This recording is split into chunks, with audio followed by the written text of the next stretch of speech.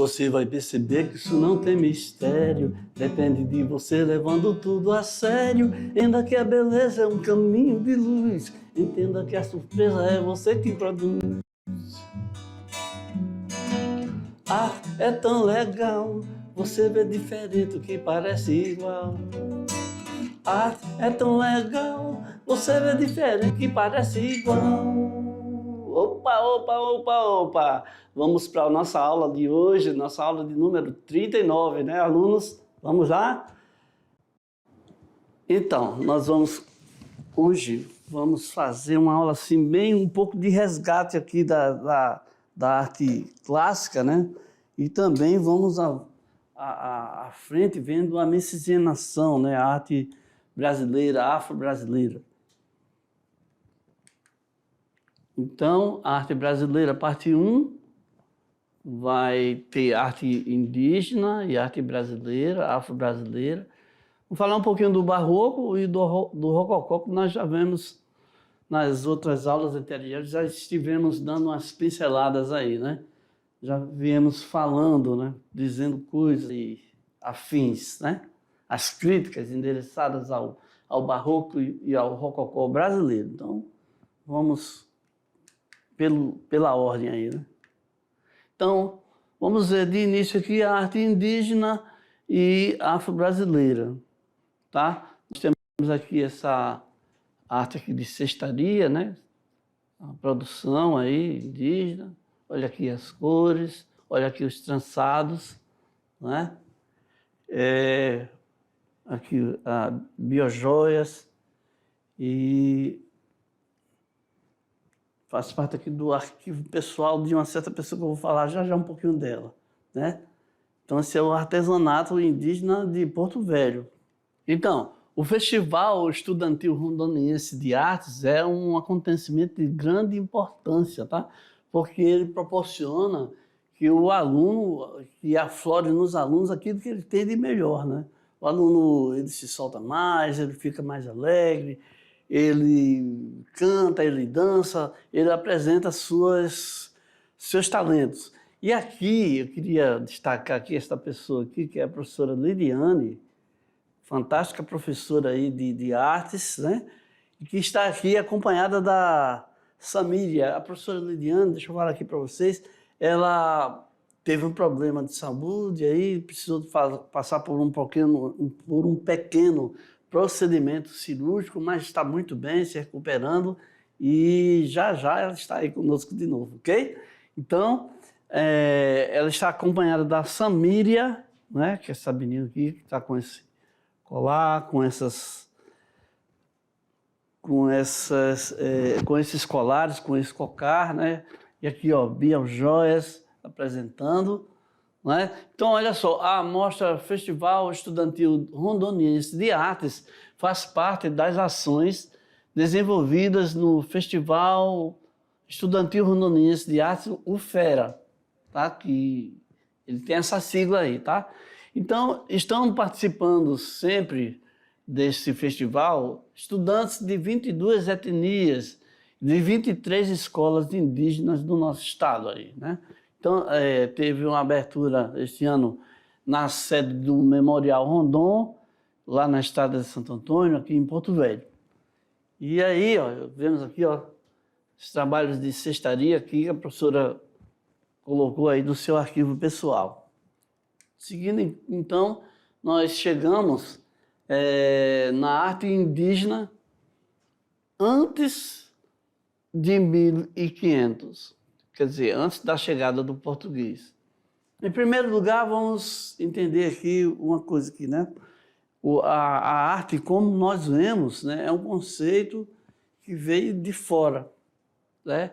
O indígena, antes desse contato, ele não tinha essa percepção de que o que ele fazia como uma coisa cuidadosa, mas utilitária, tinha esse aspecto, tinha essa conotação, essa visão artística, né? Então, essa arte que vinha de antes, nós vamos ver que ela não tem a apresentação, o tipo de apresentação que as artes o conceito, a visão dos europeus tem dela. Depois a gente foi agregando, foi aceitando, né? Foi entendendo melhor. Então, o conceito de arte é uma coisa e a arte pelos indígenas é outra diferente, né? Que pouco a pouco, com o contato, com o desenvolvimento, vai acontecendo uma outra visão, vai se integrando aí. Ok? Então, nós vemos o seguinte, a arte vai corroborar perfeitamente com isso que eu falei. É uma categoria criada pelo homem ocidental. Né? E mesmo no Ocidente, o que deve ou não deve ser considerado arte está longe de ser um consenso, né? Tem certas obras que as pessoas pensam, que as pessoas acham, não, isso aqui é arte, isso aqui tem uma intenção artística, mas já outros dizem, não tem nada a ver com arte, isso não pode ser considerado arte um trabalho como esse. Isso aí nós temos vários exemplos, conforme a música o tempo vai passando e a música vai se modificando, as coisas mais atuais, os que estão acostumados com um certo rebuscamento mais antigo, já acham que a música atual é um lixo e aí deixam de perceber certas nuances, vamos dizer assim. Seguindo aqui, nós temos o seguinte, que antes de 1500, ou seja, a esquadra portuguesa, os descobridores, eles chegaram aqui a partir de 1500, mas antes disso aí, né, a arte indígena era, olha só, tinha aqui essas panelas, e aí é uma coisa muito simples, muito trivial, não tinha essa visão, né? Ou seja, esse aqui antes de 1500 é o período pré-cabralino, ou seja, o Brasil antes dos portugueses. Então, vamos aqui entender que já existia uma população aqui no Brasil, né? Neste lugar, que não era chamado de Brasil. Então, já existiam milhares de pessoas aqui habitando, né? Várias e várias etnias e línguas e tudo mais, e costumes e tradições, e tudo na visão deles. Já existia. Quando os portugueses chegam aqui, que começam a dominar, e começa, vou dizer como dizia lá na minha terra, começa o sangangu, começa o problema, né? Começa a transformação imposta por eles, com as suas visões, com os seus valores, e que vai provocar aí uma série de coisas que não convém aqui falar tanto assim, porque seria história, e aí a gente vai seguindo aqui com a arte, né? Então, as artes indígenas. Então, nesse quadro aqui, nós temos uma perspectiva, um olhar de alguém que está de frente para o acontecimento, tá? Então, esse aqui é uma visão do desembarque, da chegada de Cabral, de Pedro Álvares Cabral, o comandante da esquadra, né? Eram vários navios que vinham junto com ele, era uma força-tarefa, vamos dizer assim, né? De navios, de armas, enfim, de muita coisa, né? E a chegada dele em Porto Seguro, esse aqui na Bahia, tá? Na visão aqui do Oscar Pereira da Silva, né? Já em 1922, né? Ele fez essa ilustração, essa ideia de como seria a chegada e o desembarque, né, de Pedro Álvares Cabral. Logo na sua chegada você vê que tem os barcos com eles lá e os índios admirados com as roupas, né? E veja aí a quantidade de caravelas, né, de naus que estão aí. Seguindo aqui, nós temos também, foram vários artistas que colocaram a sua visão, a sua ideia, né? Essa visão aqui, aquela visão lá era de fora, de frente para o acontecimento.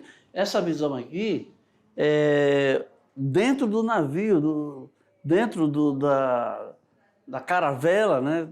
Os portugueses de lá de dentro, olhando para o que estava lá na praia, né? Lá no ponto provável onde eles iriam desembarcar. Então veja que a atitude, né? A ideia é um pouco diferente. Isso aqui, então, é a visão do Aurélio de Figueiredo, né? Ele fez um quadro aqui com a técnica do óleo sobre a tela, né? O desembarque de Cabral em Porto Seguro, né? Então, ele mostrando, aqui partindo da visão de quem estava dentro do barco, olhando lá para o que estava em terra firme. Tá? E aqui, olha, mais atual, né? Uma outra representação do desembarque do descobrimento do Brasil, a chegada deles, mas pelo ponto de vista de quem estava na terra, né? O índio olhando a chegada das naus, né? Então, veja só, o desembarque de Cabral em Porto Seguro, nessa obra aqui, vemos a descrição desse momento histórico.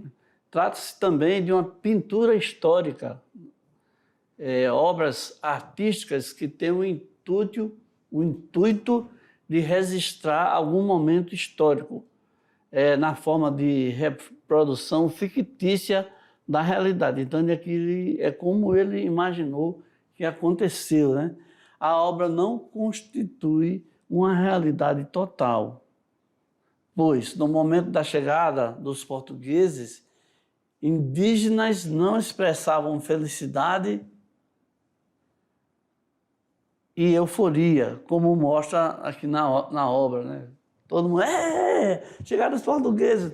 Nada disso, né? Eles estavam ali observando passivamente a chegada lá, assim, com curiosidade apenas, né? E sim, um contato amistoso, como citado na carta de Pero Vaz de Caminha. É o seguinte, dentro da nau, né, tinha uma pessoa que era escrivão, que ele ficava ali só fazendo o registro, fazendo o relatório de tudo que estava acontecendo. E aí ele fez uma carta para o rei de Portugal, né, uma carta que ainda existe até hoje, está no museu, mas que ele fala que os índios tinham uma atitude amistosa, né? Não era nada alegre, nada assim, era um contato sem ser agressivo, né? Não estavam com flechas apontadas, né? Eles não estavam querendo guerrear com eles, não sabiam nem que tipo Era a primeira vez que eles viam esquadras, navios e gente com aquela roupa e tudo mais. É uma concepção totalmente diferente, né?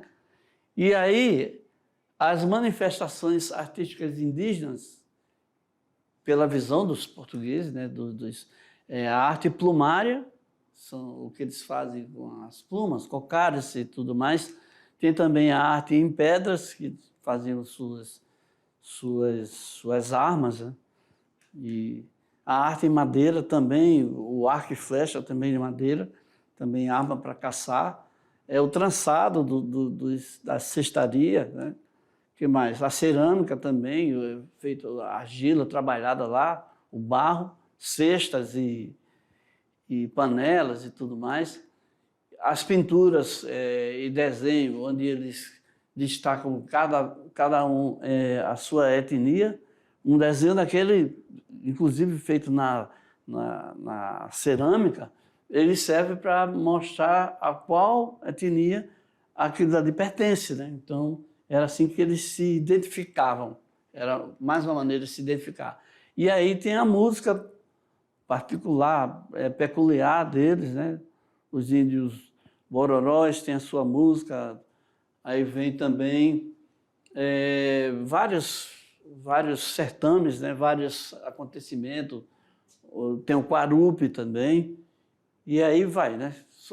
Tem a música e tem a dança, tem o acasalamento, tem a dança da chuva, a dança de guerra, vários tipos de dança acompanhada de uma música simples, né? Primitiva, mas uma música sim. E aqui vem vem isso aqui, o prototeatro. O que é o prototeatro? O teatro em si é uma manifestação, é uma apresentação. Toda vez que você chega e se dirige a uma plateia, está acontecendo o teatro, né? Toda vez que se o professor chega lá para falar com os estudantes, no momento que ele está lá dando a sua aula, é um momento teatral, sim. Quando o apresentador de televisão, quando nós gravamos aqui, é um teatro, sim. Só que, no caso dos indígenas, é uma apresentação sem ter nenhuma intenção teatral. São os rituais, né, que as danças mesmo, os acontecimentos coletivos, que tem uma pessoa que vai lá no centro e se dirige à maioria, é teatro. Só que nesse caso aqui, a palavra proto, né, antes, é o rústico, é o anterior, é o que antecede ao teatro organizado como nós conhecemos hoje. Então, o dia a dia dos Paité Suruí de Rondônia e os Assurini do Xingu, transformando barro em arte, está na exposição Cerâmica Indígena no Brasil, preservando histórias e tradições. As peças, vasos, cuias, panelas, potes apresentam desenhos, olha aí que eu estava falando, hein? Grafismos decorados em policromia, com a utilização de corantes minerais. Policromia são várias cores, né? Então, se utilizando de corantes, né? Eles vão colocando lá a sua arte, né? Você veja aqui, ó, às vezes até, ó, essas cores aqui, né? E o tipo de cerâmica, né? E esse tipo de desenho também remete à etnia. Então, essa exposição aí, tá vendo? Vasos, cuias, panelas, potes, com esses desenhos aí citados aí em cima. É o tipo de confecção, é o tipo de coisas, de material que os indígenas fazem. Eu creio que já mudou isso, mas anteriormente era mais um utilitário, né? Pintado, decorado para ficar interessante, sim, mas não com essa intenção de exposição que nós temos dos objetos artísticos, né? Porque grande parte da valoração da arte vem quando ela é apresentada e tem alguém que vai lá e vê, e gosta e valoriza, e tem alguém também que foi o autor, né? Tem os dois lados que vão se integrando aí, né? Então, essa mostra aí reúne peças como essas aqui, né? Vídeos, fotos, e revela o cotidiano e as tradições dos índios. É uma foto aí do Marcos Santos. Então vamos lá. Existem diversas danças praticadas pelos indígenas no Brasil, tá? No entanto, algumas tornaram-se mais conhecidas. Duas delas são o toré e o quarupi. No Brasil, uma das danças mais conhecidas e praticadas pelos índios é o quarupi. O quarupi é um autêntico festival que duram vários dias, né? Em que são várias nações que se apresentam, e é uma espécie de conselho, né? De reunião, onde acontecem muitas decisões são tomadas, né? Então vamos ver um pouquinho mais aqui, detalhado aqui, sobre o quarupi. O quarupi é tipicamente um ritual que inicia com a chegada de grupos de outras aldeias. Então, várias aldeias vão lá para participar do quarupi. E ocorre em meio a muitas danças, Depois, alguns índios vão ao mato e cortam um tronco de guarupi.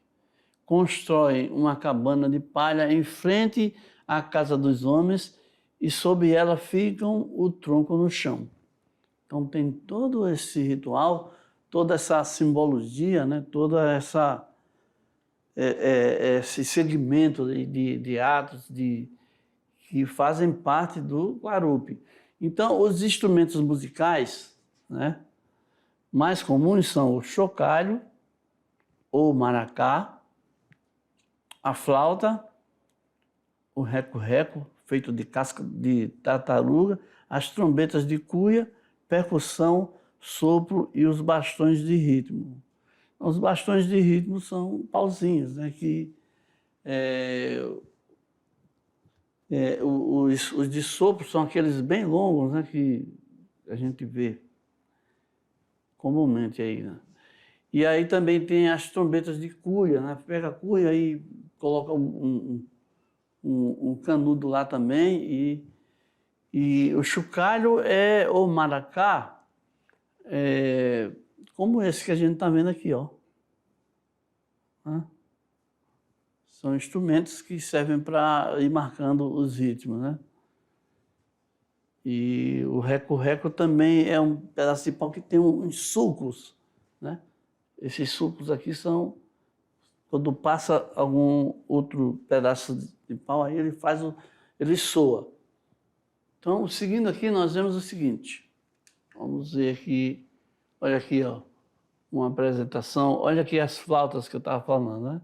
Acho que é bambu isso aqui, né? Bambu, longa, e aí alguém sopra e dá um som. E tem muitos outros aqui, ó. Tem um pau de chuva, que é um pedaço louco de bambu feito dos dois lados, com contas dentro, quando balança dá um som, né? Aí vem o tambor, aí vem, são muitos, né? Tem a matraca, tem vários que se desenvolveram bastante, né? Então, na música indígena, o seu instrumental inclui instrumentos de percussão e sopro, né? Quando tiver a oportunidade aqui, eu vou explicar melhor como é que se faz essa combinação para poder obter o som. Olha aqui o pau de chuva aqui, ó. Viu? O tipiti. Olha aqui várias chocalhos e cabaças, né?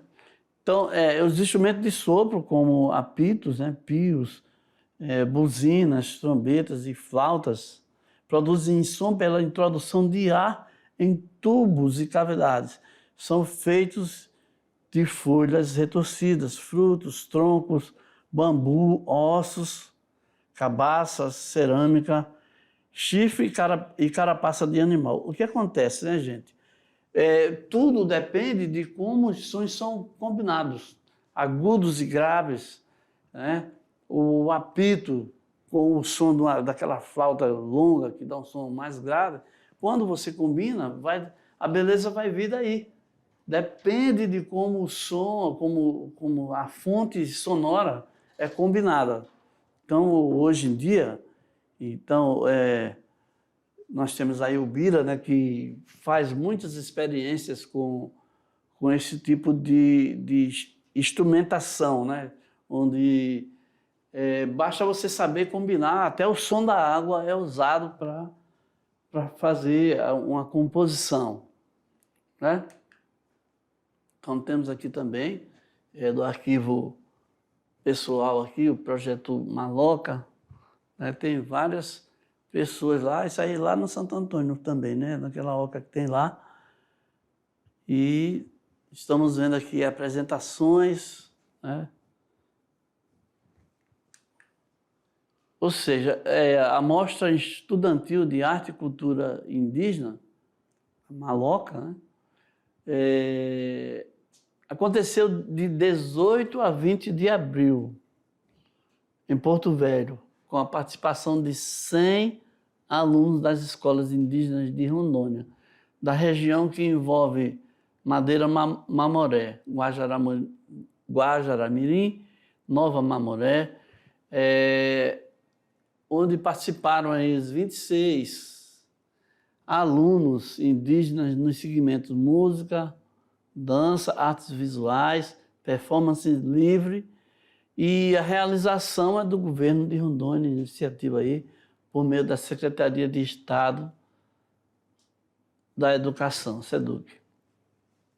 Então, os alunos participaram, os alunos da região participam nos segmentos música, dança, artes visuais e tal. Estamos vendo aqui, né? Performance, a apresentação, ok? Então, seguindo aqui, nós temos o destaque aqui para um artista aqui, muito interessante, né? É o rapper Guarani, da aldeia Crucutu. Ele é indígena de São Paulo, né? E o Herá Jeguacoamirim e o Cunumim também, MC, né? Que canta em Guarani. Ele possui 2 álbuns de estúdio.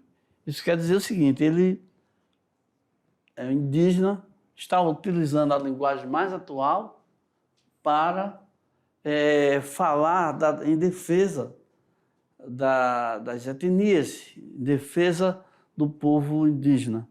Ele já gravou com o crioulo, com seu pai, Olivo Jecupé, com o Souto MC e recentemente com a banda Losca. E o trabalho dele está na internet, gente. Ele tem uma rádio, ele tem uma rádio, uma web rádio, que eles usam para colocar aí o seu canto, colocar a sua fala a respeito, né, dos problemas indígenas, tá? Então, aqui nós fechamos aqui essa parte aqui, vamos para a arte afro-brasileira e africana, né? De cara nós estamos vendo aí, dentro de um navio, né, as condições em que os negros viajavam, os escravos viajavam, né? As condições muito precárias, onde eles não tinham nenhum tipo de conforto, muito pelo contrário, é realmente uma página triste na nossa história. Mas vamos ver aqui, vamos seguir aqui. Esse aqui é o navio negreiro, essa é uma pintura feita pelo Johann Mauritz Rugenda, em 1830. Ok? Então, quais as características da arte afro-brasileira? Vamos ver aqui. A influência da cultura afro-brasileira é bastante pronunciada em expressões musicais como o maracatu, o samba, o maculelê, o jongo e o machixe. Esses ritmos utilizam instrumentos como atabaque, afoxé, berimbau e o tambor. Essas manifestações musicais têm forte influência também sobre as manifestações do corpo.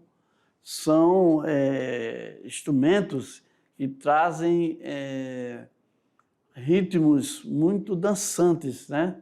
Muito utilizado na música baiana, muito utilizado na música em geral, o berimbau muito utilizado nos cânticos da capoeira, o agogô muito utilizado nas escolas de samba, né? Os tambores aqui que são usados nos rituais, o afoxé também é um tipo de maracas, né? E o atabaque é um tipo de tambor também, assim como o timbal é muito usado na música baiana e na música brasileira também. Vários ritmos surgiram daí, da mistura desse uso dessa música, essa música inicial, né? Essa música lá primordial, lá dos inícios. Então, vamos ver aqui uma interatividade, tá bom? Uma pergunta para você observar direitinho aí e dar a sua opinião. Aluno, a questão da leitura da imagem, né?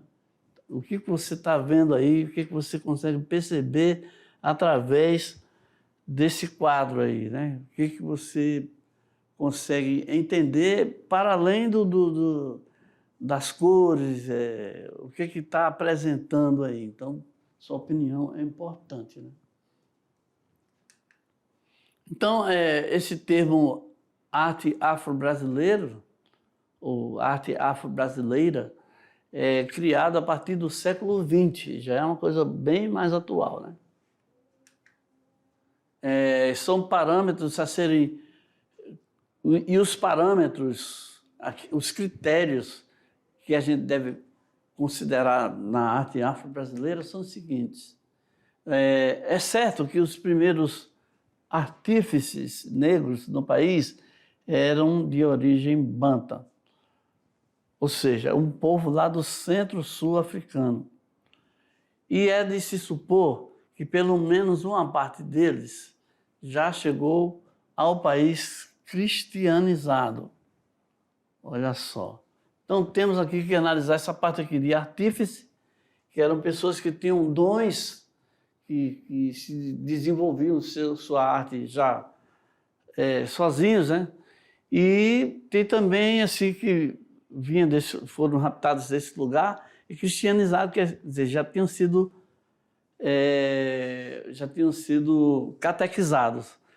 E aí, para além da arte barroca, não temos registro suficiente dos artífices alforriados, né, os que ganharam a liberdade, que pudesse fundamentar a tal arte dita afro. Na arte africana contemporânea, o Paraíso Perdido Não Orientável é uma grande montanha de caixas de engraxate feitas de madeira. Essa obra aqui, né? Em Gana, outro lugar, né? Outro estado, cidade, caixas de madeira não são jogadas fora. Por isso, Ibrahim não recolheu caixas na rua. Elas foram feitas com material retirado de uma antiga estação desativada construída pelos ingleses no início do século XX. O Ibrahim Mahama, esse artista aí, né? E o barroco e o rococó brasileiro, temos aqui os 12 profetas do Antônio Francisco Lisboa, né? E aqui as igrejas ricamente cheias de ouro, né? A Ordem Terceira de São Francisco da Penitência, no Rio de Janeiro, né? O movimento atinge o auge artístico em 1760, principalmente com a variação do rococó e do barroco mineiro. Isso aqui, ó, mais uma vez, a igreja de São Francisco da Penitência. E o Antônio Francisco Lisboa, o Aleijadinho, seu projeto era a igreja de São Francisco em Ouro Preto. Expressa uma obra plena de arte perfeita. E o Manuel da Costa Ataíde, né, também, outro pintor, que com suas pinturas em teto das igrejas, que seguiam o estilo barroco, né, alinhava-se perfeitamente com as esculturas. Então, o Aleijadinho com as esculturas e ele com as pinturas, né? Então, e também tem o mestre Valentim, né, que nasceu na capitania de Minas Gerais, no Rio de Janeiro, que se tornou célebre e procurado para serviço de talha, escultura e moldes de peça de ilustre metal. São grandes artistas, né? E aí a nossa enquete, né? Observa a imagem sobre o que esta obra retrata, né? Então, inicialmente identificamos os livres e os cativos pela cor da pele. Então, cativos e os livres, né? Essa diferença é vista porque alguns servem como é o caso da mulher negra que abana o casal, e de que os outros estão à disposição dos brancos para atender a qualquer situação, bem como a forma como a mulher branca alimenta as crianças.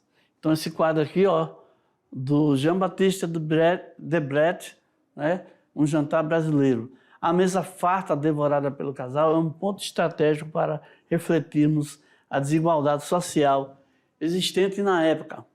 E aqui nós chegamos ao final da nossa aula, aqui com as nossas referências, e então nós vamos agora fazer a nossa reflexão, vamos fazer também Em instante nós vamos fazer também a nossa revisão para que você possa fazer as atividades.